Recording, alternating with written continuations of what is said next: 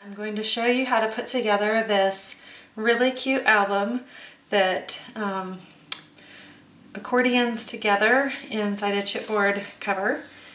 And what I've done is I've cut out 3 of the main body pieces, and you can get the cutting files for this at the Silhouette online store and at loriwhitlock.com in SVG format.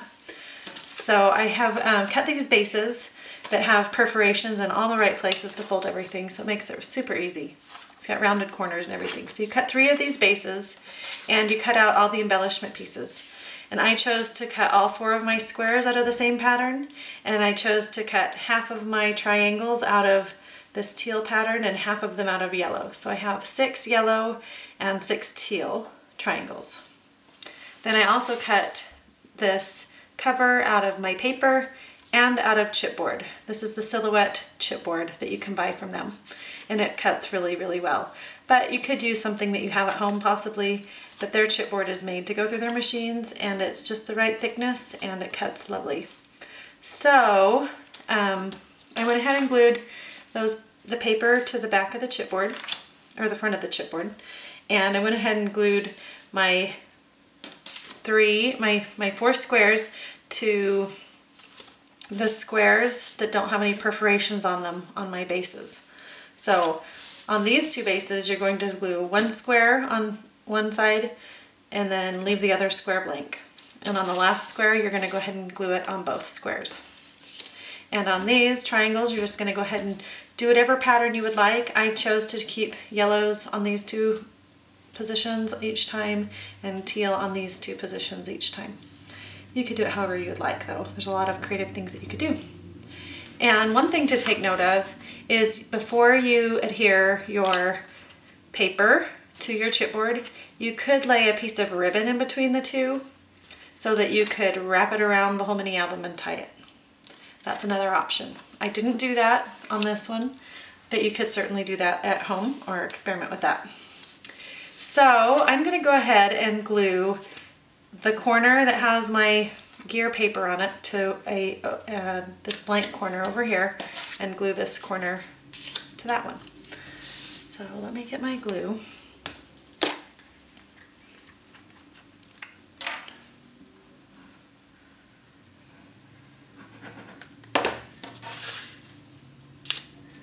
And just match that right up to the lines as close as you can. And push down on that and let it dry.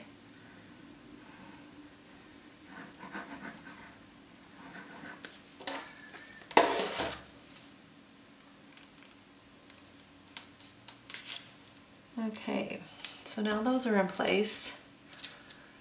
We'll let those dry really good for a minute. Okay, now that those panels are dried, I've gone ahead and started kind of folding things so that they go the right direction. But basically on these perforated lines, you're going to want to fold them in half and in half, and then you'll probably want to fold back on this first panel, and then you'll be able to push these 2 panels in towards the center and fold them down into a square. And then you're going to do the same thing, but push these panels towards the back in the center. And then again on this end, you're going to want to pull those triangles forward and make it all collapse into one little square. Now, it opens up like this, and it closes back up like a square. So you'll just want to go ahead and put your cover on the front and the back. So I'll go ahead and glue those on.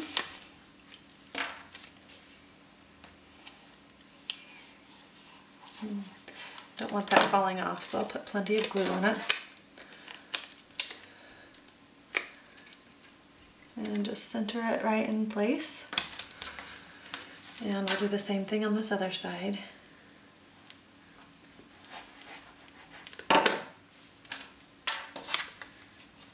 And make sure everything is centered nicely and that it fits together like a little book. I'm just going to let that dry for a minute.